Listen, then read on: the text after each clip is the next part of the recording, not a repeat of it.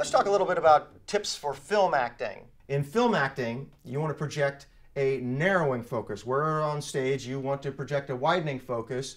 In film, you tend to want to come to the close-up and bring it down, and typically to look at a single eye. To look at the eye closest to the camera and put all of yourself into that. There's an old film technique. They'd say, look the guy in the eye and tell the truth.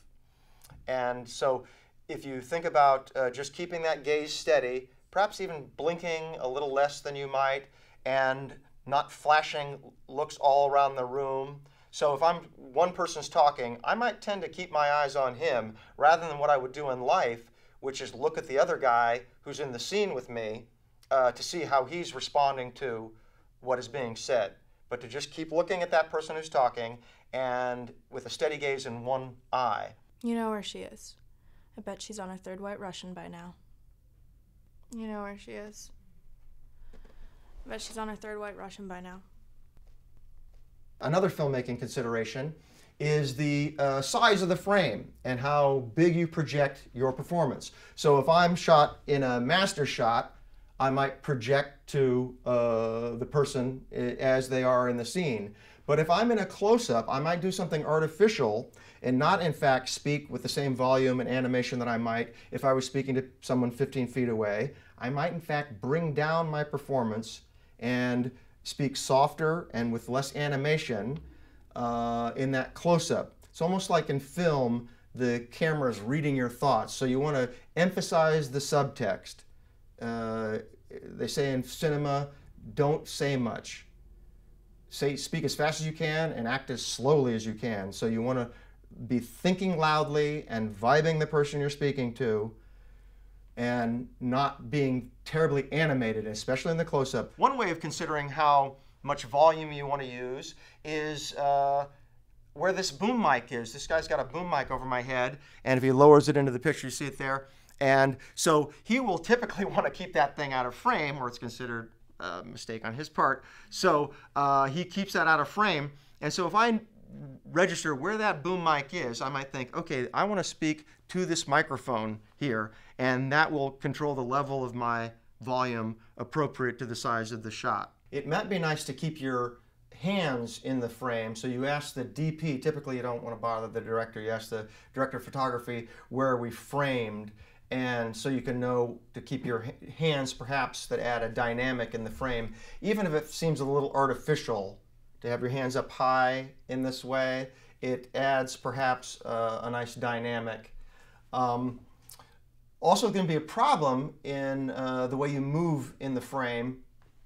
For instance, sitting can be a problem in the movies because they're going to try to frame you, and if I go to sit down, I start to bend and then boom, I drop down, and you see the frame of the camera have to quickly adjust. Likewise, when I stand up, I will typically rock my weight forward and lunge up in a way that it makes it difficult for the camera to follow me.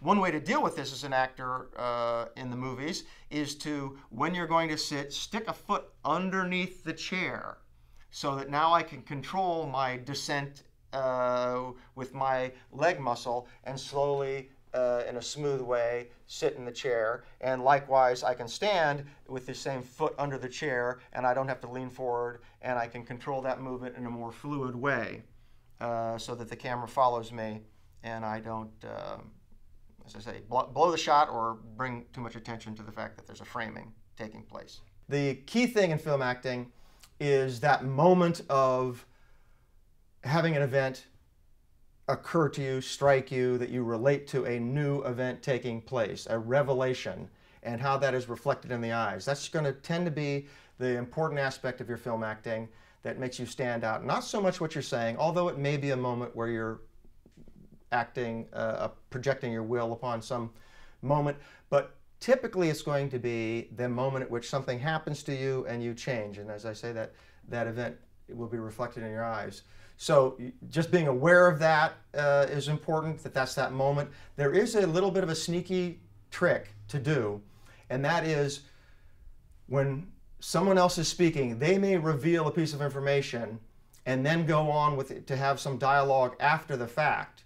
And you might delay your response to that news until they finish speaking, because unless you're the star, it tends to be that you are only going to be on screen when you are speaking. So you might delay your response until you start delivering dialogue. Let's say I come in and I'm meeting the doctor there, and he tells me, "I'm sorry, your son is dead.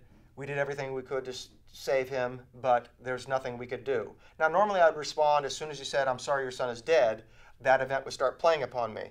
But I maybe, as a film actor, want to hold off on connecting to the reality that my son has died until I know the camera's on me and my line, which let's say is, I was just talking to him 10 minutes ago, comes out of my mouth.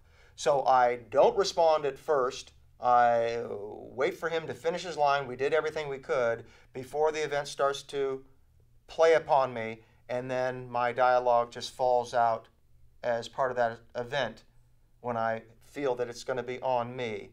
But I was just talking to him 10 minutes ago. So you might think that's going to look weird on camera, but cinema is this funny thing. It's like a dream that we're experiencing. Film reality is different than real reality, and that will almost 100% of the time be forgiven. You watch for stars doing this, and you'll see